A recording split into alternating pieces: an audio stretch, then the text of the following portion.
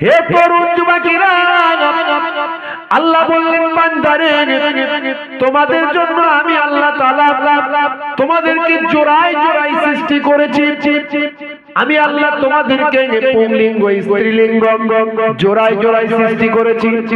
আমার আল্লাহ কোরআন মাজিদের ভিতরে বললেন ওয়া খালাকনাকুম আজওয়াজা, আমি আল্লাহ তোমাদেরকে জোড়ায় জোড়ায় সৃষ্টি করেছি পৃথিবীর জমিনে। হে তরুণ যুবকেরা, আমার আল্লাহ বললেন বান্দারে, আমি তোমাদেরকে পৃথিবীর মধ্যে সমস্ত জীবকুলের থেকে সুন্দর করে সৃষ্টি করেছি। সর্বাপেক্ষা সৌন্দর্যের দিক থেকে আমি আল্লাহ মানুষকে তৈরি করেছি। লাকাদ খালাকনাল ইনসানা ফি আহসানি তাকবীম। হে জওয়ান যুবকেরা, আমার আল্লাহ বলছেন বান্দা তোমাদের জন্য আমি আল্লাহ আকাশকে ছাদ বানিয়েছি, তোমাদের জন্য জমিনকে বিছানা বানিয়েছি, তোমাদের জন্য আকাশে আমি আল্লাহ সূর্য দিয়েছি, সূর্য দিয়ে দিন বানিয়ে দিয়েছি, আর তোমাদের জন্য আমি আল্লাহ রাতের বেলা আকাশে চাঁদ দিয়ে মৃদু লাইট করে তোমাদের জন্য নিদ্রার ব্যবস্থা করেছি। নিদ্রা তোমাদের জন্য আমি আল্লাহ আরামের বানিয়েছি, বিশ্রামের করেছি। হে তরুণ যুবকেরা, হে আমার বন্ধুরা, আমার আল্লাহ বললেন রাতকে তোমাদের জন্য পোশাক বানিয়েছি। ওয়াজআলনাল লাইলা লিবাসা, আমি আল্লাহ তোমাদের জন্য রাতকে পোশাক বানিয়ে দিয়েছি। হে দুনিয়ার মানুষ, তোমরা দিনের বেলা রুটি রুজি করবে, ব্যবসা করবে, কাজকর্ম করবে, আমি আল্লাহ তোমাদের জন্য দিনের বেলা নির্দেশ করেছি তোমরা কাজকর্ম করো, খেতে যাও, বাজারে যাও, মার্কেটে যাও, আমি আল্লাহ তাই ঘোষণা করে দিয়েছি। হে দুনিয়ার মানুষ শুনে রেখে দাও, হে জওয়ান যুবকেরা, হে আমার মুরব্বিয়ানেরা, ফায়জা কুদিয়াতিস সালাত ফান্তাসিরু ফিল আরদ আবতাগু মিন ফাদলিল্লাহ, তোমাদের নামাজ শেষ হয়ে গেলে তোমরা জমিনে ছড়িয়ে পড়ো, তোমরা রোজি রুটি তালাশ করো, আবতাগু মিন ফাদলিল্লাহ, আমি আল্লাহ আমার নিয়ামত অনুগ্রহ তোমরা লাভ করো। চলে যাও, काम में जाओ, बाजार में जाओ, खेत में जाओ, मार्केट में जाओ, रोजी रोटी तलाश करो। नमाज खत्म हो गया, चलो निकलो, मस्जिद से निकलो, चलो जाओ, बीबी बच्चों को पालो पोषो, दिनेर बेला आमी तोमादेर जन्य काज कर्मेर व्यवस्था करेছি।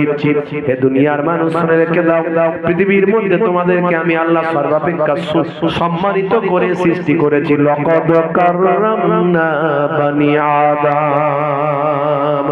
হে তরুণ যুবকেরা, এত কিছু তোমরা আমার কোন নিয়ামতকে অস্বীকার করবে? তোমরা আমার কোন নিয়ামতকে অস্বীকার করবে?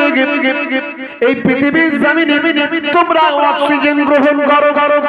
হে দুনিয়ার মানুষ বলুন তো আমরা কি গ্রহণ করি? অক্সিজেন। আমরা অক্সিজেন গ্রহণ করি। অক্সিজেনটা কি? একটা গ্যাস। অক্সিজেনটা হলো একটা গ্যাস যেটা বায়ুর মধ্যে আছে, আমরা দেখতে পাই না। হে তরুণ যুবকেরা, আল্লাহর কুদরত কি আমরা অস্বীকার করতে পারি? বিজ্ঞানের ছাত্র যারা তারা জানেন বায়ুমণ্ডলের ভিতরে অনেক ধরনের গ্যাস আছে। সবচেয়ে বেশি যে গ্যাসটা আছে সেটা হলো নাইট্রোজেন। শুধু নাইট্রোজেন নয়, বায়ুমণ্ডলের ভিতরে আরো অনেক গ্যাস আছে। কার্বন ডাই অক্সাইড আছে, অক্সিজেন আছে, হিলিয়াম আছে, নিয়ন আছে। হে তরুণ যুবকেরা, হে আমার বন্ধুরা, হে আমার মুরব্বিয়ানেরা, একটুখানি লক্ষ্য করুন, গাছ কার্বন ডাই অক্সাইড গ্রহণ করছে, অক্সিজেন ত্যাগ করছে। এই গাছ অক্সিজেন ত্যাগ করছে, কার্বন ডাই অক্সাইড গ্রহণ করছে। এই গাছ, এই যে সিস্টেমটা তৈরি হচ্ছে গাছে, এটাকে বিজ্ঞানের ভাষায় বলা হচ্ছে সালোক সংশ্লেষ পদ্ধতি। হে জওয়ান যুবকেরা, হে আমার বন্ধুরা, শুনে রেখে দিন বাবা, জেনে রেখে দেন মুসলমান, এই সালোক সংশ্লেষ পদ্ধতিতে গাছ কিন্তু কার্বন ডাই অক্সাইড গ্রহণ করছে, অক্সিজেন ত্যাগ করছে। সেই অক্সিজেন আমরা গ্রহণ করছি, আমরা কার্বন ডাই অক্সাইড ত্যাগ করছি। এই যে সিস্টেম, হে তরুণ যুবকেরা, আল্লাহর কুদরতি ক্ষমতা গাছের মধ্যে দিয়ে তৈরি হচ্ছে। এই জন্যই বলে তো একটি গাছ একটি প্রাণ, গাছ বাঁচাও, প্রাণ বাঁচাও। হে তরুণ যুবকেরা, কিন্তু এই বায়ুমণ্ডলের ভিতরে সবচেয়ে বেশি গ্যাস হলো নাইট্রোজেন প্রায় 77%-এরও বেশি নাইট্রোজেন আছে, কিন্তু আমরা তো নাইট্রোজেন গ্রহণ করছি না, আমরা সেখান থেকে ছাঁকাই করে নিচ্ছি সামান্য অক্সিজেন। এই oxygen gas carbon die oxide আমার বায়ুমণ্ডলের ভিতরে সবচেয়ে কম, বাতাসের ভিতরে সবচেয়ে কম, এই বাতাসের ভিতরে তার থেকেও আরো কম আছে হিলিয়াম, আরো অন্যান্য গ্যাস আছে, কিন্তু নাইট্রোজেন এত বেশি থাকার পরেও আমার আল্লাহ কুদরতি ক্ষমতা সবকিছুকে ফিল্টার করে আপনার আমার ভিতরে প্রবেশ করাচ্ছেন কেবলমাত্র অক্সিজেন। সবচেয়ে বেশি আছে নাইট্রোজেন, যে গ্যাস আমরা গ্রহণ করলে আমরা বাঁচতে পারবো না, যে গ্যাস গ্রহণ করলে আমরা বাঁচতে পারবো না, সব মিশে আছে, সব মিক্সড হয়ে আছে, কিন্তু সেখান থেকে আমার আল্লাহ কুদরতি ফিল্টার দিয়ে নাইট্রোজেনকে বাদ দিয়ে দিলেন, কার্বন ডাই অক্সাইডকে বাদ দিয়ে দিলেন, সমস্ত গ্যাসকে বাদ দিয়ে ছাঁকাই করে সেখান থেকে অক্সিজেনটা নিয়ে আমার আপনার ভিতরে ঢুকিয়ে দিলেন। কল্পনা করুন, ভাবুন তো দেখি, আল্লাহ বলছেন কোন নিয়ামতকে অস্বীকার করবে?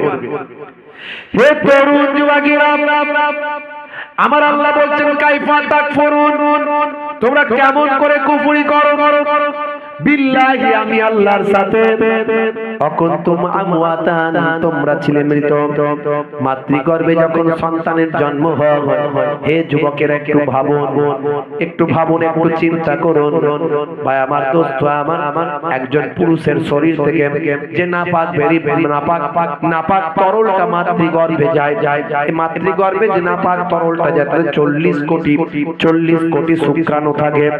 হে তরুণ যুবকেরা, 40 কোটি শুক্রাণুর ভিতরে সব শুক্রাণুগুলো ধ্বংস হয়ে যায়, মারা যায়, কেবলমাত্র একটা শুক্রাণু ডিম্বাণুর সঙ্গে মিলিত হয়।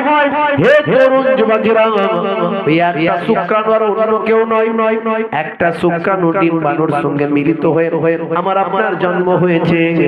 আল্লাহ বলছেন বান্দা শোনো, মাতৃগর্ভের ভিতরে এক কাতরা নাপাক পানি, যে নাপাক পানিটা শরীর থেকে বের হয়ে গোসল করা ফরজ হয়ে যায়। একবার ভাবুন, চিন্তা করুন, পবিত্র গোসল না করলে ওযু হয় না, নামাজ হয় না। হে তরুণ যুবকেরা, হে আমার বন্ধুরা, ওই নাপাক পানিটা মাতৃগর্ভে থাকার পরে আমার আল্লাহ বললেন আমি সেটাকে জমাট বাঁধা রক্তপিণ্ডে পরিণত করি।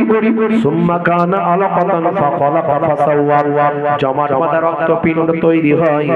জমাট বাঁধা রক্তপিণ্ডটাকে আবার নির্দিষ্ট সময় যাওয়ার পর আমি আল্লাহ সেটাকে গোস্তের টুকরোতে কনভার্ট করে দিই, গোস্তের টুকরোতে পরিণত হয়। গোস্তের টুকরোটা আবার নির্দিষ্ট সময় যাওয়ার পর সেটাকে আমি আল্লাহ অনেক বড় করে সেখান থেকে আমার কুদরতি ক্ষমতা পঞ্চ ইন্দ্রিয় নাসিকা কর্ণ জিহ্বা ত্বক একটা সুন্দর দেহ দান করে দিই। দেহটা থাকে মৃত, মাতৃগর্ভে পানির ভিতর ভেসে বেড়ায়। ওই দেহটা মাতৃগর্ভে পানির মধ্যে ভেসে বেড়ায়, কিন্তু ডেড বডি, দেহটা থাকে মৃত। আমি আল্লাহ মাতৃগর্ভের ভিতরে একটা ফারিস্তা পাঠিয়ে দিয়ে তার ওই দেহের ভিতরে আমি আমার কুদরতি রূহটাকে ঢুকে দিই। জোরে বলুন সুবহানাল্লাহ। তারপরেই তো সবচেয়ে আগে পঞ্চ ইন্দ্রিয়র মধ্যে যে ইন্দ্রিয়, যে অঙ্গটা কাজ করা শুরু করে, আল্লাহর কোরআন বলছে সেটা হলো বাচ্চার কানটা আগে প্রথম আমি খুলে দিই। যেটা বলেন না সুবহানাল্লাহ, 1450 বছর আগে আল্লাহর কোরআন বলল মাতৃগর্ভে সবচেয়ে আগে কানটাকে খুলে দিই।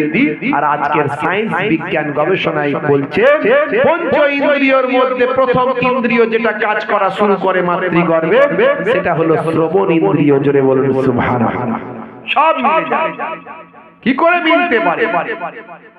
হে তরুণ যুবকেরা, আল্লাহর কোরআন 1450 বছর আগে এসেছিল, 1450 বছর পর আজকের বিজ্ঞানীদের গবেষণা শুরু হয় হে তরুণ যুবকেরা 1450 বছর আগে আরবের মরু প্রান্তরে সেদিন কোন সেদিন কোন ল্যাবরেটরি ছিল না, কোন আল্ট্রাসাউন্ড মেশিন সেদিন ছিল না, কোন রকম প্যাথোলজি ছিল না, কোন রকম গবেষণা কেন্দ্র ছিল না, কোন রকম নাসা ইসরো ছিল না, স্টেথোস্কোপ, ব্যারোমিটার, থার্মোমিটার, মাইক্রোস্কোপ, কোন রকম যন্ত্রপাতি ছিল না।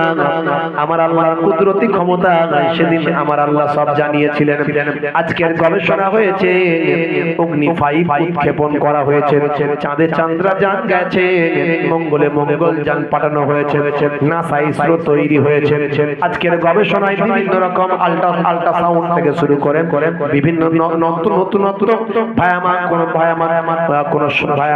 যত রকম যন্ত্রপাতি আবিষ্কার হয়েছে। হে তরুণ যুবকেরা, আজকের গবেষণায় যেটা বলা হয় 1450 বছর আগে আল্লাহর কোরআন কিভাবে সেটা জানাই বিজ্ঞানীরা অবাক হয়ে যায়। পৃথিবী বিখ্যাত মানুষগুলো আজকে অবাক হয়ে গিয়ে কেসিয়াসিয়ালের মতো মানুষ, টাইসনের মতো মানুষ, গ্যারি মিলারের মতো মানুষ, জেনিফারের মতো মানুষ। হে তরুণ যুবকেরা, মুরব্বিয়ানেরা, জেনে রেখে দিন বুলগেরিয়ার একজন বিখ্যাত ভবিষ্যৎবাণী করা একজন ব্যক্তির নাম হলো বাবা ভাঙা। নাম শুনেছেন আপনারা? বাবা ভাঙা বহুদিন আগে মারা গেছে। আজকেও বাবা ভাঙাকে নিয়ে পৃথিবীর মানুষ আলোচনা করে। আল্লাহ এই বাবা ভাঙার মধ্যে এমন একটা কুদরতি ক্ষমতা আল্লাহ দিয়েছেন, বাবা ভাঙাকে নিয়ে পৃথিবীর বড় ভাই আমার রাষ্ট্রপ্রধানরা পর্যন্ত অবাক হয়ে যায়। হে তরুণ যুবকেরা, বাড়ি হলো বুলগেরিয়া, জন্ম হয়েছে 1911। হে তরুণ যুবকেরা, বাবা ভাঙা হলো একমাত্র ব্যক্তি যিনি ভবিষ্যৎবাণী করেছেন। যদিও আমরা ভবিষ্যৎবাণী বিশ্বাস করি না, আমরা ভবিষ্যৎবাণী বিশ্বাস করি না, আমরা বলি ভবিষ্যতের খবর আল্লাহ ছাড়া কেউ জানে না। হে তরুণ যুবকেরা, হে আমার মুরব্বিয়ানেরা, আমার আপনার নবী কিছু ভবিষ্যৎবাণী করে দিয়েছেন, কারণ তিনি ওহীর মাধ্যমে করেছিলেন, আল্লাহ প্রদত্ত তথ্য জেনে করেছিলেন। তাই আমার নবীর ভবিষ্যৎবাণীগুলো মিলছে এবং মিলবে। কিন্তু এই বাবা ভাঙাকে আমার আল্লাহ এত কুদরতি কিছু ক্ষমতা দিয়েছেন, তিনি যেটুকু যা বলেছেন সব নাকি মিলে যাচ্ছে। এই নিয়ে পৃথিবী তোলপার হয়ে যাচ্ছে। বাবা আপনারা জানেন বাবা ভাঙা মারা গেছে বহুদিন হয়ে গেল, তার জন্ম হয়েছে 1911। হে তরুণ যুবকেরা, বাবা ভাঙা বলেছে 2050 সালের মধ্যে পৃথিবীতে 1 নাম্বার সবচেয়ে বড় ধর্ম রিলিজিয়াস হবে ইসলাম। আর আজকের বিজ্ঞানীদের গবেষণায় প্রমাণ হয় কোরআন মাজিদ নিয়ে সারা পৃথিবী নিয়ে এত রিসার্চ চলছে। আমার আপনার নবী দয়ার নবীকে নিয়ে পৃথিবীতে এত রিসার্চ চলছে, পৃথিবীর মানুষ এতটা দয়ার নবীর ভক্ত হচ্ছে, কোরআন মাজিদ নিয়ে এতটা গবেষণা করে প্রেমিক হয়ে যাচ্ছে, যাতে করে আস্তে আস্তে দেখা যায় বড় বড় বিজ্ঞানী পৃথিবীর মানুষরা গবেষণা করে বলছেন, আমেরিকা যুক্তরাষ্ট্র থেকে শুরু করে পৃথিবীর বড় বড় নেতা মন্ত্রী দাদার আসাদ বলছেন আগামী 50 বছরের মধ্যে 1 নাম্বার রিলিজিয়াস হবে ইসলাম। তার কারণ অন্য কিছু নয়, তার কারণ একটাই হলো, সেটা হলো আমার আপনার নবী আর আমার আপনার নবীর কাছে আছে আল কোরআন। মানুষ যত দিন যাবে, বিজ্ঞানের ডেভেলপমেন্ট যত বাড়বে, তত আল্লাহর কোরআন মানুষের কাছে ভাই আমার প্রাধান্য পাবে। কোরআনের কথাগুলো সব মিলে যাবে, মিলে যাচ্ছে এবং মিলে যাবে, কারণ কোরআন মাজিদ আল্লাহ প্রদত্ত কিতাব। আমরা যদি সেই কোরআনের নির্দেশ মেনে চলতাম, পৃথিবীর সবাই আমাদের স্যালুট করত, পৃথিবীর সবাই আমাদের স্যালুট করত যদি আমরা এই কোরআন মাজিদটা মেনে চলতাম, রাসূলের নির্দেশটা মেনে চলতাম। আমাদের সাহায্য করার জন্য আল্লাহর কুদরতি মাদাদ আসতো। জোরে বলেন সুবহানাল্লাহ। আসতো কি আসতো না? যদি আমরা ঠিক মতো মেনে চলতাম, আমার আল্লাহ পারে কি পারে না? সবকিছু পারে। পারে না? পারে না। এই দেখো এখানে একটা মাকড়সা চলে এসেছে, এইখানে তো নতুন করে তৈরি হলো, কোনটা থেকে আল্লাহ পাঠিয়ে দিয়েছে, কখন মাকড়সা নিজের জাল তৈরি করে সামনে পর্যন্ত চলে। আমি জাস্ট এক্সাম্পল, আল্লাহর কুদরত আমি আপনি বুঝতে পারবো না, কোনখানে কিভাবে আল্লাহ কাকে কোন জায়গায় মাদাদ করবেন কেউ জানে না। আজকে আমাদের অপমানিত হতে হতো না, লাঞ্ছিত হতে হতো না, বঞ্চিত হতে হতো না, যদি আমরা আল্লাহর কোরআন মেনে চলতাম, রাসূলের জীবন জিন্দেগিকে ফলো করতাম। বলতে দুঃখ লাগে, অবাক হয়ে যায়।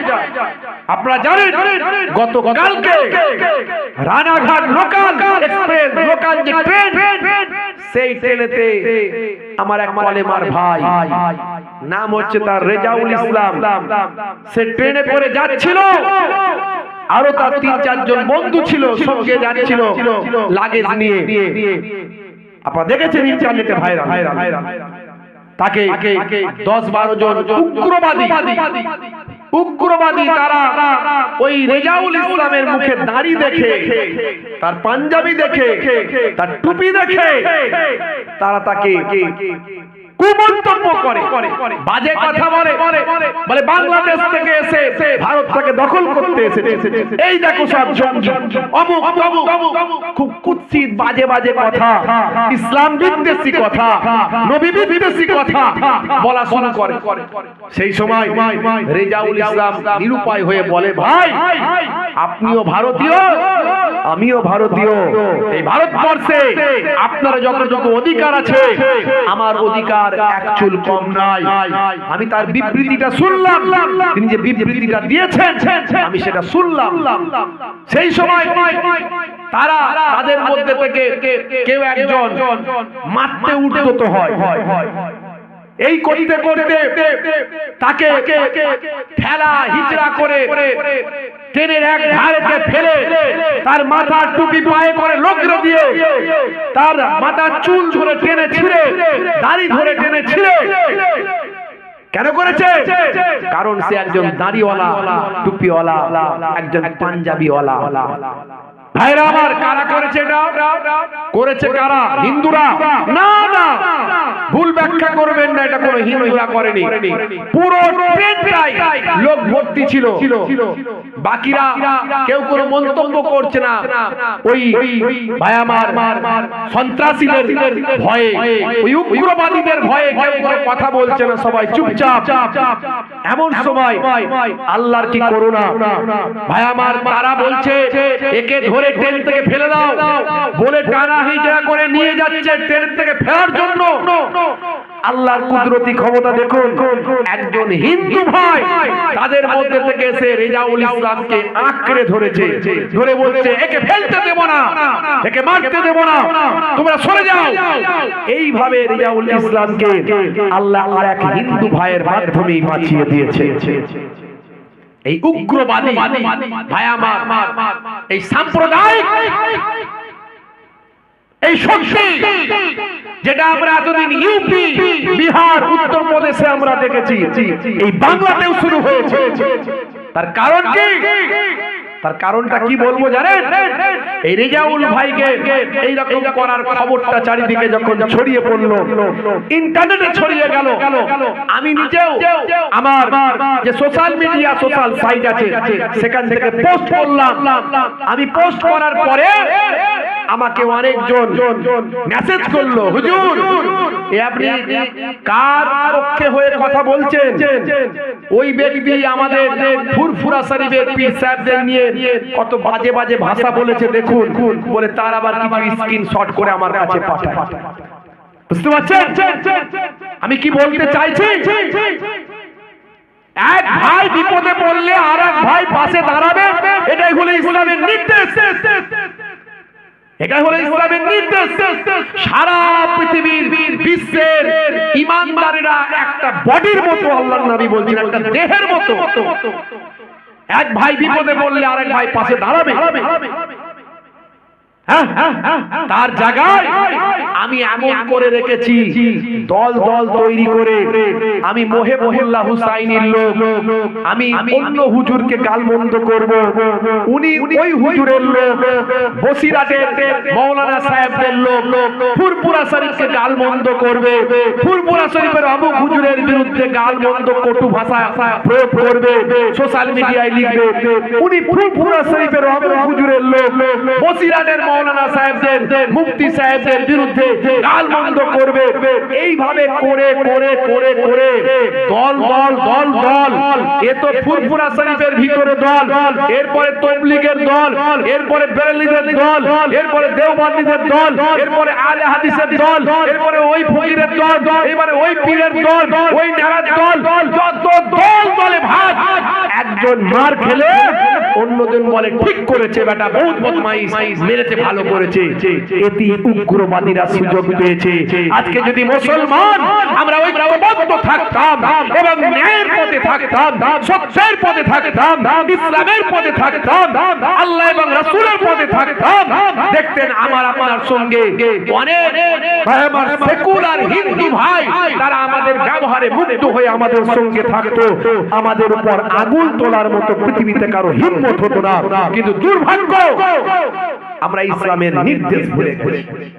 আজকে ওয়াকফ নিয়ে বিল পাস হয়ে গেছে, আপনারা জানেন ওয়াকফ নিয়ে বিল পাস হয়ে গেছে।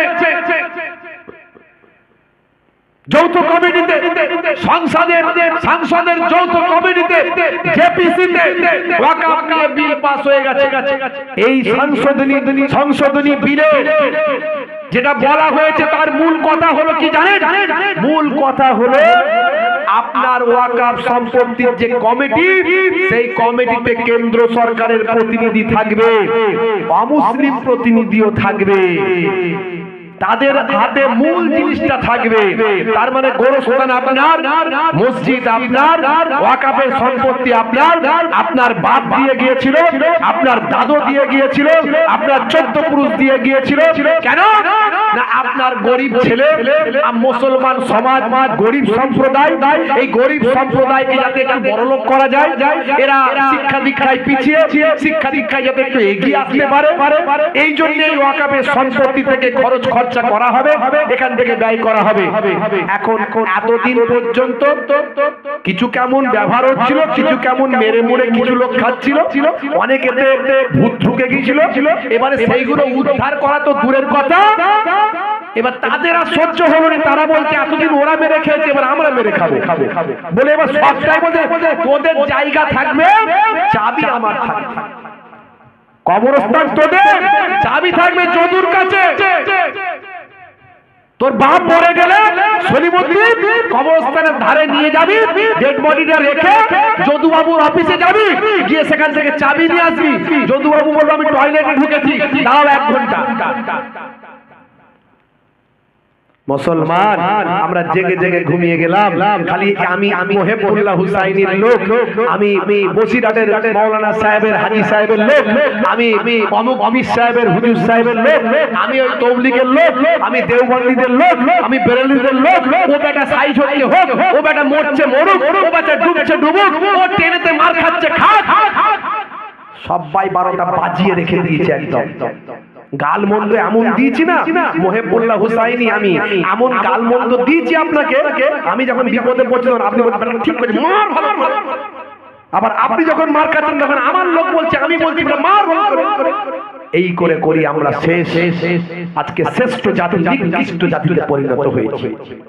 রাগ করবেন না বাবা, রাগ করবেন ভাইরা আমার, তরুণ যুবকেরা আমার, বড় দুঃখ লাগে। আমি একটা লিখেছিলাম আর কি, একটু ভাঙাচোরা কবি তো, এই ওয়াকফ নিয়ে লিখেছিলাম। হাহাকার হাহাকার হাহাকার হাহাকার হাহাকার হাহাকার হাহাকার হাহাকার অশুভ শক্তির বিনাশ চাই, মহিবুল্লাহ বলছে তাই, দেশ করতে উন্নতিতে এই স্লোগান তোলা চাই। অশুভ শক্তির বিনাশ চাই, মহিবুল্লাহ বলছে তাই, দেশ করতে উন্নতিতে এই স্লোগান তোলা চাই। ওয়াকফ নিয়ে নতুন বিল করবে মোদের সবই নীল, মূল্য বৃদ্ধি জিএসটি দিন দুঃখীদের করুন দিল। ওয়াকফ নিয়ে নতুন বিল করবে মোদের সবই নীল, মূল্য বৃদ্ধি জিএসটি দিন দুঃখীদের করুন দিল। গরিব মরে পথের ধারে, আম্বানিরা ধনী হয়, গরিব মরে পথের ধারে, আম্বানিরা ধনী হয়। রুখে দাঁড়াও, উঠে দাঁড়াও, মহিবুল্লাহ বলছে তাই। বলুন ইনশাআল্লাহ, বলুন ইনশাআল্লাহ। এখনো সময় আছে। সবার উদ্দেশ্যে মেসেজ দিচ্ছি, বসিরহাট, ফুরফুরা, দেওবন্দি, তবলিগ, বেরেলি, আলা হাদিস, নেরাদ দল, ভেড়ার দল, গাদার দল যত আছে, তালতলা, বেলতলা, গোলতলা, জামতলা, ভাই আমার, বরস্তান, দমস্তান, কবরস্তান, হিন্দুস্তান, পাকিস্তান যত পৃথিবীতে আছে, ভাই আমার এখনো সময় দিচ্ছি। আল্লাহ রাব্বুল আলামিন এখনো আমাদেরকে সময় দিচ্ছেন। হে দুনিয়ার মুসলমান, সাবধান হয়ে যাও, তাহলে কিন্তু বিপদ তোমার ঘরে। মাথায় রাখবেন। তাই বলেছি, গরিব মরে পথের ধারে, আম্বানিরা ধনী হয়। রুখে দাঁড়াও, উঠে দাঁড়াও, মহিবুল্লাহ বলছে তাই। মহিবুল্লাহ দিচ্ছে ডাক, দুর্নীতি সব নিপাত যাক, সংবিধান আজ বিপন্ন, গর্বে ওঠো যুব সমাজ। মহিবুল্লাহ দিচ্ছে ডাক, দুর্নীতি সব নিপাত যাক, পুলওয়ামা আজ পেল না ন্যায় বিচার তারাও পাক। ধর্মে ধর্মের বিভাজন, অশুভ শক্তির আয়োজন, ধর্মে ধর্মের বিভাজন, অশুভ শক্তির আয়োজন, তার আড়ালে সব সমস্যা চাপা পড়ে যায় তখন, তার আড়ালে সব সমস্যা চাপা পড়ে যায় তখন। হিন্দু মুসলমান যত ধর্ম নিয়ে লড়াই করবে, তত পেট্রোলের দাম বাড়বে, ডিজেলের দাম বাড়বে, ট্যাক্সের পয়সা বাড়বে, ভাই আমার জিএসটি বাড়বে, মূল্য বৃদ্ধি বাড়বে, তত দেখবেন এই পুলওয়ামা কত শহীদ হয়ে গেল আমার দেশের গর্বিত সেনারা। আই প্রাউড ফর সোলজার, বরাবর সোলজার। আমরা আমাদের সমস্ত সেনাবাহিনীর জন্য গর্বিত, তারা আমাদের দেশকে রক্ষা করছেন। আমাদের দেশ, আমাদের দেশ, আমাদের দেশ, আই লাভ মাই ইন্ডিয়া, মহান দেশ। আমার দেশ আজকে বিশাল বড় শক্তিশালী জায়গাতে আছে। আমার দেশকে হুমকি দেওয়ার ক্ষমতা বাংলাদেশের নাই, পাকিস্তানের নাই। সামান্য আমার দেশ ক্ষমতা প্রয়োগ করলে তারা সব ধ্বংস হয়ে যাবে। আমরা আমার দেশের জন্য জীবন দিতে পারি, এর আগেও দিয়েছি, আগামী দিনে দিতে পারি। এই দেশের জন্য মুসলমানরা নিজেদের জীবন উৎসর্গ করেছে। আশফাকুল্লাহর ইতিহাস ভুলতে পারবে না।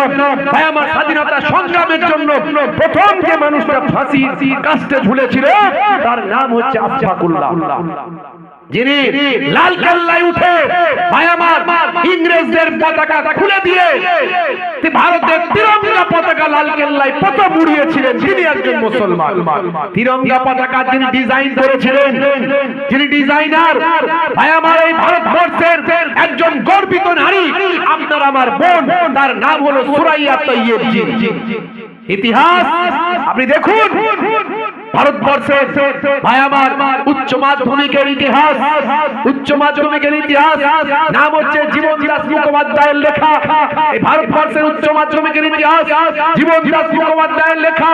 আপনি সিপাহী বিদ্রোহের অধ্যায়ে গিয়ে দেখবেন, আমার কাছে রাখা আছে। শুধু সিপাহী বিদ্রোহের সময় ২৭,০০০ মুসলমান এই ভারতবর্ষের জন্য নিজেদের জীবনকে ইংরেজদের বিরুদ্ধে মোকাবেলা করতে গিয়ে নিজেদের জীবনকে উৎসর্গ করেছে। আর আজ একদল উগ্রপন্থী বের হয়েছে, তারা মুসলমানদের দেশ প্রেম নিয়ে পরীক্ষা করে। এই ভারতবর্ষের জমিনে ৪০ কোটি মুসলমান আছে, ভুলে গেলে চলবে না। এই ৪০ কোটি মুসলমান, তাদেরকে দাবিয়ে রাখা, তাদেরকে পিছে ফেলা, তাদেরকে দেশ থেকে তাড়িয়ে দেওয়ার ক্ষমতা পৃথিবীর কোন শক্তির নাই ইনশাআল্লাহ। আমরা আগেও জীবন দিয়েছি, আবার দিতে পারি না যেমন পারি না ভাইরা আমার, আমাদের অন্যায়ের বিরুদ্ধে প্রতিবাদ করতে হবে, করতে উঠতে হবে, না হলে বিপদ আছে। ধর্মের বিভাজন, অশুভ শক্তির আয়োজন, তার আড়ালে সব সমস্যা চাপা পড়ে যায় তখন, তার আড়ালে সব সমস্যা চাপা পড়ে যায় তখন। সব সমস্যা খুঁজবে ভাই, এই স্লোগান তোলা চাই, মোহেবুল্লাহ বলছে তাই, অশুভ শক্তির বিনাশ চাই। সব সমস্যা খুঁজবে ভাই, এই স্লোগান তোলা চাই, মোহেবুল্লাহ বলছে তাই, অশুভ শক্তির বিনাশ চাই। গরিব মরে পথের ধারে, আম্বানিরা ধনী হয়, গরিব মরে পথের ধারে, আম্বানিরা ধনী হয়। ঘুরে দাঁড়াও, উঠে দাঁড়াও, ঘুরে দাঁড়াও, উঠে দাঁড়াও, মোহেবুল্লাহ বলছে তাই। জোরে হবে না, জোরে হবে না, জোরে হবে না, নারে তাকবীর, মাশাআল্লাহ। ভাইরা আমার, তরুণ যুবকেরা আমার, আমরা যদি আল্লাহর হয়ে যাই, আল্লাহর গায়েবী মাদাত আমাদের উপর আসবে। বলুন ইনশাআল্লাহ আসবে, আসবে। গায়েবী মাদাত আমার নবীকে আল্লাহ করেছেন, ওলি আউলিয়াদের আল্লাহ করেছেন, সাহাবায়ে কেরামদের করেছেন, আর আমাদের করবেন না আল্লাহ? নিশ্চয় করবেন, কিন্তু আমরা সেই মাদাত পাওয়ার উপযুক্ত হতে পারছি না, সেই মাদাত পাওয়ার উপযুক্ত হতে পারছি না। বিশ্বাস করুন, বিশ্বাস করুন, খিদিরপুরের মানুষ আমি আমার জীবনে অনুভব করেছি, আলহামদুলিল্লাহ। মানে যদি ওটা বলা উচিত নয়, তো বলে অনুভব করেছি আল্লাহর মাদাত আছে, আছে। আমি কেমন করে বোঝাতে পারি আপনাদেরকে? ভয় পাওয়ার কিচ্ছু নাই, ভয় পাওয়ার কিচ্ছু নাই। আমরা দুর্বল নয়, আমরা সবল। আমরা গণতান্ত্রিক পদ্ধতিতে, সাংবিধানিক পদ্ধতিতে আমরা আল্লাহর পথে, রাসূলের পথে যদি চলি, আমরা আল্লাহর গায়েবী মাদাত পাবো ইনশাআল্লাহ। আল্লাহ ফেরেশতা দিয়ে সাহায্য করবে। ভাইরা আমার, তরুণ যুবকেরা, হে তরুণ যুবকেরা, হে আমার বন্ধুরা, শুনে রেখে দিন বাবা, জেনে রেখে দেন, হে মুসলমান, আপনাকে আমাকে আল্লাহ এবং রাসূলের পথে চলতে হবে, দয়ার নবীর সুন্নতের পথে চলতে হবে। 1450 বছর আগে আমার আল্লাহ যা বলেছেন, আমার আপনার নবী যা বলেছেন, আজকের যুগে সব বিজ্ঞান আর বাস্তবতায় পরিণত হয়েছে। এই কথা আপনাকে বিশ্বাস করতে হবে, আপনাকে প্রমাণ গ্রহণ করতে হবে, পড়াশোনা করতে হবে। কোরআন মাজিদ পড়ুন, কোরআন মাজিদের অ্যাপ একটা ডাউনলোড করে নিন, দয়ার নবীর জীবন জিন্দেগি পড়ুন, দয়ার নবীর জীবন জিন্দেগির অ্যাপ একটা ডাউনলোড করে নিন। হে যুবকেরা, মোবাইলে এত অ্যাপ ডাউনলোড করেছো, কিন্তু কোরআন মাজিদের অ্যাপ তো তোমার মোবাইলে নাই, দয়ার নবীর জীবন জিন্দেগির অ্যাপ তো তোমার মোবাইলে নাই, একটা নামাজ শিক্ষার অ্যাপ তোমার মোবাইলে নাই। যদি তোমার মোবাইলে থাকতো, তোমার জীবনটা ধন্য হতো। ওই অ্যাপগুলো, ওই মোবাইলটা তোমাকে টানতে টানতে জান্নাতের দরজায় নিয়ে চলে যেত। শেয়ার করছে শাহরুখ খানের ছবি, সলেমান খানের ছবিতে লাইক করছে, ও দারুণ বস, হিরো হিরো, ওরে বাপ রে বাপ। এই সব যে কমেন্ট করছো, একটা গান নাচ দেখে, অশ্লীল ভিডিও দেখে তুমি সেখানে কমেন্ট করছো, লাইক দিচ্ছ, ওটা তোমার রয়ে গেল, ওটা তোমার রয়ে গেল। তুমি যে শেয়ারটা দিলে, এই যে অশ্লীল একটা ভিডিওতে শেয়ারটা মারলে, তুমি মরে যাবে, ওই শেয়ারটা চলতে থাকবে। যত মানুষ দেখবে তোমার শেয়ার করা ওই অশ্লীল ভিডিও, অশ্লীল ফটো, যত মানুষ দেখবে, তোমার কবরে কি যাবে? গোনা জারি হয়ে যাবে, গোনা যেতেই থাকবে। আবার তুমি একটা ভালো মানুষের হেদায়েতের একটা কথা, একটা ওয়াজ তুমি শেয়ার করেছো, একটা ভালো জিনিস শেয়ার করেছো, যত মানুষ দেখবে, যত মানুষ দেখে হেদায়েত হবে, তুমি যে প্রথম ওটাকে শেয়ার করেছো, তার জন্য তোমার কবরে সওয়াব পেতে থাকবে। হে যুবক, মোবাইলকে খারাপ ভাবে ব্যবহার করো না। তুমি মরে গেলে এই মোবাইলটা তোমার ভাইয়ের হাতে যাবে, তোমার ছেলের হাতে যাবে, তোমার বাপের হাতে যাবে। তোমার এই মোবাইলটা খুললে তারা বুঝতে পারবে মোবাইলে তুমি কি করতে।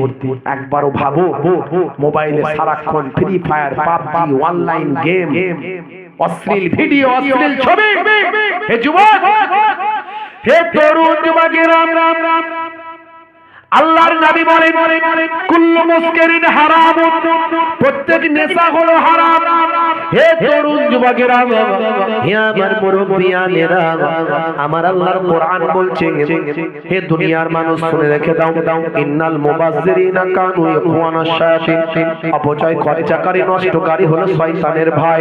হে তরুণ যুবকেরা, 1450 বছর আগে আল্লাহর কোরআন, 1450 বছর আগে দয়ার নবীর হাদিস আজকের যুগে বিজ্ঞানের সঙ্গে মিলে যায়। আজকের যুগের সায়েন্স, বাস্তববাদী স্বাস্থ্য বিশেষজ্ঞরা বলেন নেশা করা ঠিক নয়, কোনো কিছুর নেশা করা উচিত নয়। নেশা মানুষকে ধ্বংসের দিকে, খারাপের দিকে ধাবিত করে। যদি কারো নেশা কোনো কিছু থাকে, খারাপ নেশা যদি হয়ে যায়, শুনে রেখে দাও, সেটা তার অধঃপতন এবং ধ্বংসের মূল হয়ে যাবে। হে তরুণ যুবকেরা, কি হলো মাইকেরা হচ্ছে না? হে আমার বন্ধুরা, শুনে রেখে দিন বাবা, জেনে রেখে যান। এরই জন্য বলি, হে যুবক, তুমি সিগারেট বিড়ি খেও না।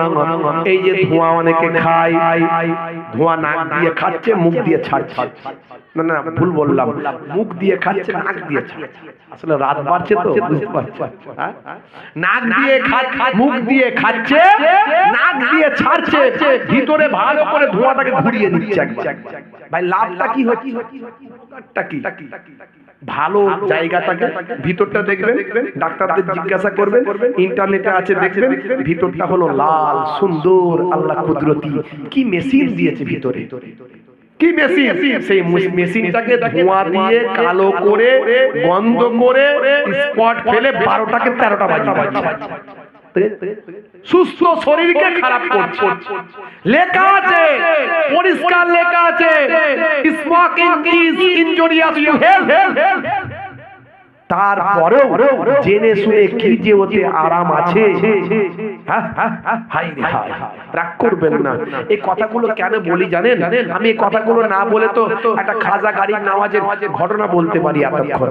খাজা গাড়ির নামাজকে ওই দুশ্মনেরা উপর থেকে পাথর ফেললো, হুজুর সেখানে আগুনের ইশারা করলো, ওই পাথরটা ওখানে রয়ে গেল। আপনি বলেন মাশাআল্লাহ, নারী তাকবীর, খুব সুন্দর ঘটনা।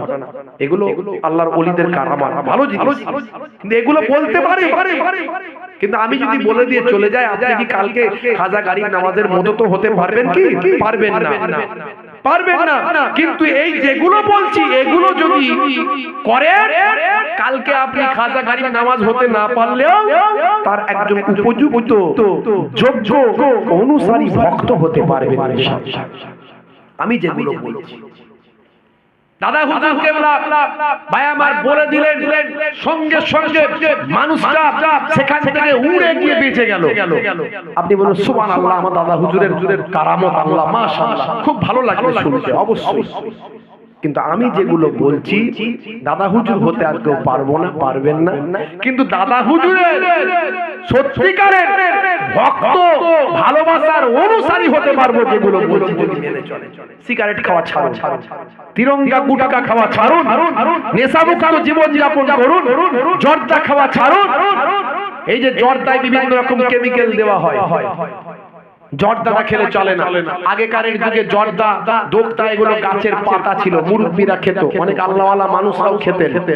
এখনকার জর্দা সেই জর্দার নাই, এখন ডাস্ট দিচ্ছে, কেমিক্যাল দিচ্ছে। খাওয়া বন্ধ করুন। খেতে হলে সাদা পান খান, সাদা পান খান খেতে হলে। 120 420, হ্যাঁ 120 420 না খেলে ঠিক নেশাটা হয় না। মুসলমানের ছেলে ভালো চলছে, ধান্দা খাচ্ছে রজনীগন্ধা, বুঝতে পারছে?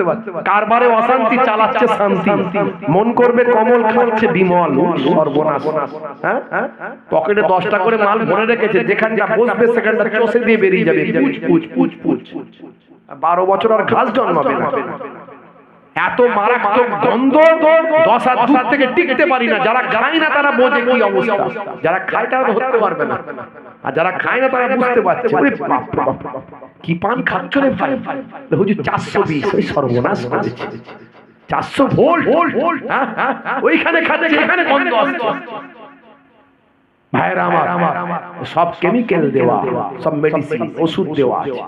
সাবধান, নেশামুক্ত জীবন যাপন করুন। হে তরুণ যুবকেরা, হে আমার বড় বন্ধুরা, শুনে রেখে দিন বাবা, জেনে রেখে দেন হে মুসলমান, আল্লাহর নবীর নির্দেশগুলোকে মান্যতা দিন, দয়ার নবীর সুন্নতের উপর চলো। আল্লাহর নবী বলেছেন হে দুনিয়ার মানুষ শোনো, হে দুনিয়ার মানুষ লক্ষ্য করো। আল্লাহর নবী বললেন হাক্কুল মুসলিমি আলাল মুসলিমি খাম, মুসলমানের উপর মুসলমানের 5টা হক। রাদ্দুস সালাম, সালামের জবাব দেবে। যখন বিমারি মানুষ দেখতে পাবে, অসুস্থ মানুষ, পাড়া প্রতিবেশী, মুসলমান হোক, হিন্দু হোক, খ্রিস্টান, জৈন হোক, আপনার প্রতিবেশী ভাই একজন অসুস্থ মানুষকে একটু দেখভাল করতে যাবে, খোঁজ খবর নিতে যাবে। অসুস্থ মানুষকে দেখভাল দেখাশোনা করতে যাওয়াতে তোমার যাতায়াতের পথে আল্লাহর মালাইকা ফেরেশতারা তোমার গুনাহ মাফির জন্য আমিন আমিন করে দোয়া চায়। হে তরুণ যুবকেরা, হে আমার বন্ধুরা, কোন যদি জানাজায় গিয়ে অংশ নেবে, জানাজায় শরীক হবে, এটা মুসলমানের উপর হক। হে তরুণ যুবকেরা, হে আমার মুরব্বিয়ানেরা, ভাইরা আমার, তরুণ যুবকেরা আমার, বন্ধুরা আমার, তোমরা শুনে রেখে দেন। তবে জানাজায় যদি আপনি শরীক হতে না পারেন গুনাহ হবে না। এখানে কিছু মানুষ শরীক হলি সারা গ্রামের হক আদায় হয়ে যায়, কিন্তু কেউ যদি শরীক না হয় সারা গ্রাম গুনাহগার হয়ে যায়। বন্ধুরা আমার, তরুণ যুবকেরা আমার, তবে জানা যায় যদি আপনি শরীক হতে পারেন, মনে রাখবেন বহুত পাহাড় পরিমাণ সব আমার আল্লাহ আপনার নামাজ আমলে দান করে দেন। এটা হলো মুসলমানের উপর হক। ওয়াইজাবাতুদ দাওয়াত গ্রহণ করা। আপনাকে যদি কোনো ভাই দাওয়াত দেয়, আমন্ত্রণ জানায়, আপনি চেষ্টা করবেন তার আমন্ত্রণ রক্ষা করার। এতে সম্পর্ক বাড়বে, ভাতৃত্ব বাড়বে, নিজেদের মধ্যে বন্ধুত্ব, পরস্পর সম্পর্ক, মহাব্বত, ভালোবাসা, আত্মিক সম্পর্ক তৈরি হবে। এই দাওয়াত গ্রহণ করা, এটাও হলো মুসলমানের হক। হে তরুণ যুবকেরা, আল্লাহর নবী বলেন যখন হজ্জ করবে হাজির জবাবটা দেবে। হজ্জ করলে আমরা কি বলি? আলহামদুলিল্লাহ বলি কি বলি না? আর যিনি শুনবে তিনি কি বলবেন? ইয়া রাহমাকাল্লাহ বা ইয়া রাহমাকুমুল্লাহ, তোমার উপর আল্লাহ রহম করুন বা তোমাদের উপর আল্লাহ রহম করুন। কারণ হজ্জ এমন একটা জিনিস, যখন কেউ হজ্জ করে, আপনার যদি বন্ধু হয় পরীক্ষা করে দেখবেন, এই হজ্জ করতে গেল আর আপনি মুখের সামনে ডাক করে দিলেন, দিয়ে দেখবেন তার কি অবস্থা হচ্ছে। না ইধার কামাল উধার, না উধার কামাল ইধার, মাথা খারাপ, রাগ এমন বাড়বে সে বন্ধু কি একচর হয়তো দেবে। বুঝতে পারছেন? তাহলে ভয়ঙ্কর জিনিস হ্যাঁচ, ক্লিয়ার না হলে কিন্তু বিপদ। হে তরুণ যুবকেরা, হ্যাঁচ করলে আলহামদুলিল্লাহ, এটা নিয়ে গবেষণা করেছিলেন বিজ্ঞানী, স্বাস্থ্য বিশেষজ্ঞ। তিনি বলছেন হে মাওলানা সাহেব, আচ্ছা বলেন তো দেখি, আপনার নবী যা শিখিয়েছেন সবের মধ্যে বিজ্ঞান বাস্তবতা পাওয়া যায়। আল্লাহর কোরআন যা বলেছে সবের মধ্যে বিজ্ঞান বাস্তবতা পাওয়া যায়। 1450 বছর আগে আল্লাহ কোরআন নামাজ দিয়েছে, নামাজের থেকে ভালো ব্যায়াম আর কি হতে পারে? 1450 বছর আগে আল্লাহর কোরআন রোজা দিয়েছে, রোজা হলো অটোফেজি, রোজা রাখলে শরীরের সজীব কোষগুলো নির্জীব কোষগুলোকে খেয়ে নিয়ে শরীরকে সুস্থ সতেজ বানিয়ে দেয়। এই রোজা নিয়ে, অটোফেজি নিয়ে, ফাস্টিং নিয়ে গবেষণা করে জাপানের বিজ্ঞানী, ভাই আমার জাপানের বিজ্ঞানীর নাম হলো ভাই আমার কি জানো? ভাই আমার জাপানের বিজ্ঞানী নোবেল প্রাইজ পেয়েছেন। হে তরুণ যুবকেরা, হে আমার বন্ধুরা, হে আমার মুরব্বিয়ানেরা, আপনার নবী ডান দিকে কাত হয়ে ঘুমাতে বলেছেন, তার মধ্যে সাইন্স আছে, বাম দিকে থাকে হাত।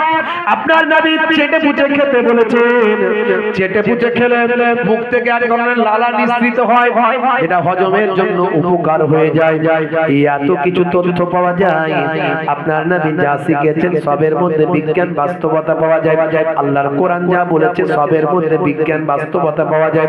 এর আগে আমি আপনাদের মাঝখানে বলেছি, আপনাদের মাঝখানে তথ্য দিয়েছি, হে তরুণ যুবকেরা, আমার আল্লাহ বলছেন ওয়াজআলনাল লাইলা লিবাসা, তোমাদের জন্য রাতকে আমি আল্লাহ পোশাক বানিয়ে দিয়েছি। এখান থেকে আমি বের করার চেষ্টা করেছি, বলার চেষ্টা করেছি, পোশাকের কাজ হলো শরীরকে ঢেকে রাখা, আর পোশাকের কাজ হলো শরীরকে ঢেকে রাখা। অর্থাৎ অন্ধকারের মধ্যে রাত্রে তুমি থাকবে, রাতকে তোমাদের জন্য পোশাক বানিয়েছি, মানে রাতের বেলা তুমি অন্ধকারের ভিতরে থাকবে যাতে রাত তোমাকে ঢেকে রাখে। এটা আল্লাহর কোরআন বলছে। আমার আপনার নবী ব্যাখ্যা করে দিয়েছেন, আরো খোলাসা করে দিয়েছেন। বুখারী শরীফের হাদিস 5634 নম্বর হাদিস।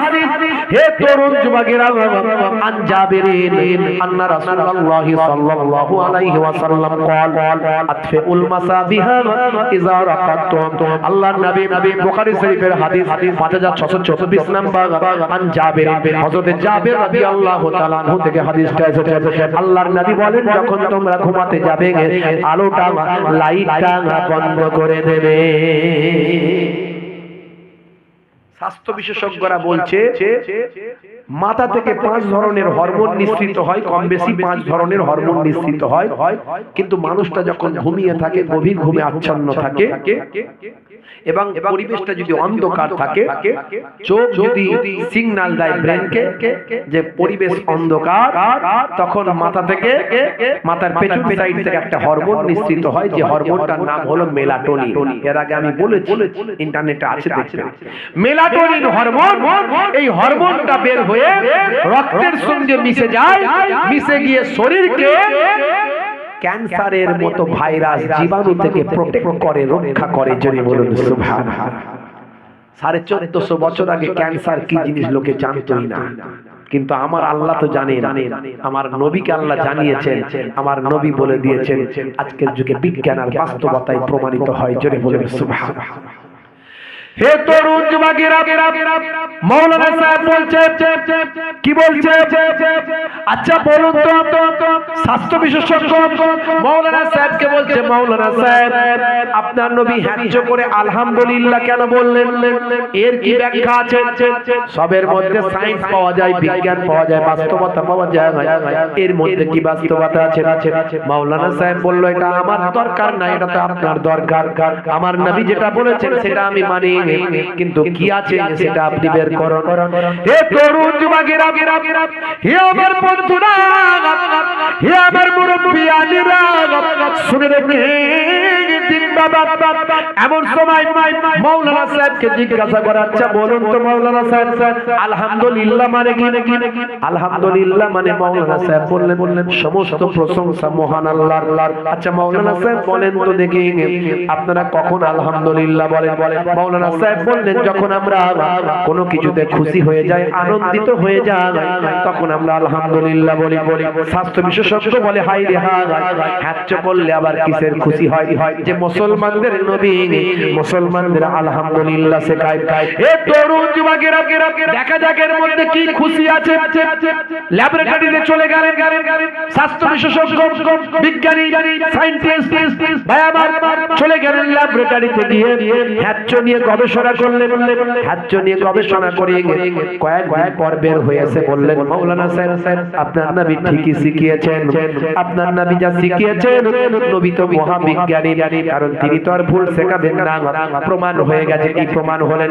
যখন হ্যাচ্চ করে মানুষ, শরীর থেকে অনেক জীবাণু বের হয়ে যায়, তার খুশিতে আমার নবী, আপনার নবী আলহামদুলিল্লাহ শেখায়। জোরে হবে না? আমি এগুলো কেন বলছি জানেন? এগুলো এই জন্যই বলছি, আপনার ঈমানকে মজবুত করার জন্য, কারণ ঈমান আমাদের দুর্বল হয়ে পড়েছে। এগুলো এই জন্যই বলছি কোরআন এবং হাদিস থেকে, যে আপনি বিশ্বাস করুন কোরআন সত্য, আপনি বিশ্বাস করুন নবী সত্য। আর যদি সত্য হয় তাহলে আপনি বেনামাজি কেমন করে বলবেন? যদি সত্য হয় কোরআন, যদি সত্য হয় আল্লাহ সত্য, কোরআন যদি সত্য হয় নবী সত্য, নবী যদি সত্য হয় হাদিস সত্য, হাদিস যদি সত্য হয় নবী সত্য, তাহলে আপনি কেমন করে বেনামাজি হতে পারেন আমাকে বলুন? কেমন করে নবীর সুন্নাত ছাড়তে পারেন আপনি বলুন।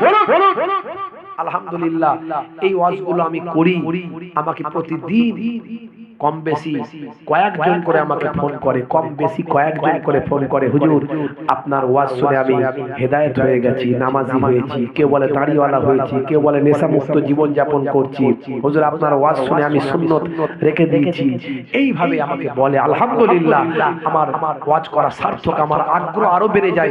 আমি চেষ্টা করি বারবার এরকম তথ্যগুলো খুঁজে খুঁজে বের করার এবং মানুষের কাছে বলার। ভাইরা আমার, আজ থেকে প্রতিজ্ঞা করুন যে আমি যদি সত্য বলে মনে করি তাহলে আজ থেকে নামাজ ছাড়বো না, নামাজ ছাড়বো না। হে তরুণ যুবকেরা, হে আমার বন্ধুরা, হে খিদিরপুরের মানুষেরা, এই মাইকম্যান কোথায় গেল? কি হচ্ছে এরকম মাঝে মাঝে? মাইকম্যান ঘুমিয়ে পড়লো নাকি? কইছে মাইকম্যান সাহেব? আরে তোমার প্রশংসা করে দিলাম আর মাইক খারাপ করে দিচ্ছ কেন? কোথায় গেল মাইকম্যান ভাই? এটা মাঝে মাঝে ক্যাঁ করে রয়ে যাচ্ছে, শেষে ক্যাঁ করে রয়ে যাচ্ছে। দরুদ শরীফ আল্লাহুম্মা সাল্লি আলা।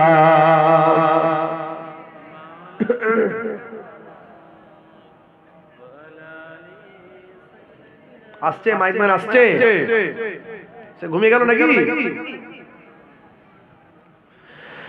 আমাদের প্রভু এক নবীর উম্মত, জীবন বিধান এক ওই শ্রীবাণী কোরআন। আমাদের প্রভু এক নবীর উম্মত, জীবন বিধান এক ওই শ্রীবাণী কোরআন। তবে কেন এক হে মুসলমান, এখন করিয়া আহ্বান। তবে কেন এক হে মুসলমান, এখন করিয়া আহ্বান। বাইতুল্লাহ এক, মদিনা শরীফ এক, ওহদ পাহাড় এক, বদরের মাঠ এক। একটা তো জীবন আর মরণ তো একটাই, একটা তো জীবন আর মরণ তো একটাই। সকলের তরে আছে একই স্থান। তবে কেন এক হে মুসলমান, এখন করিয়া আহ্বান। আমাদের প্রভু এক নবীর উম্মত, জীবন বিধান এক ওই শ্রীবাণী কোরআন। আল্লাহুম্মা সাল্লি আলা।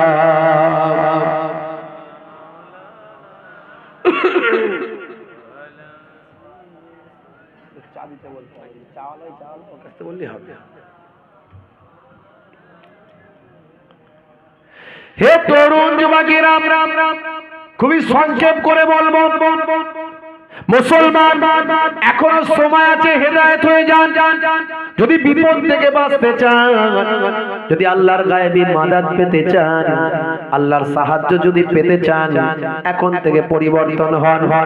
আপনাকে তওবা করতে হবে, আপনার তওবা আল্লাহ কবুল করে নেবেন। আমার আল্লাহ কোরআন মাজিদের ভিতরে বলেন, ইয়া আইয়ুহাল্লাযীনা আমানু তুবু ইলাল্লাহি তাওবাতান নাসুহা। অন্তর থেকে তওবা করলে আমি আল্লাহ জীবনের গুনাহ মাফ করে দিই। অন্তর থেকে তওবা করলে মাফ করেন কে? তোমরা তাওবাতান নাসুহা করো।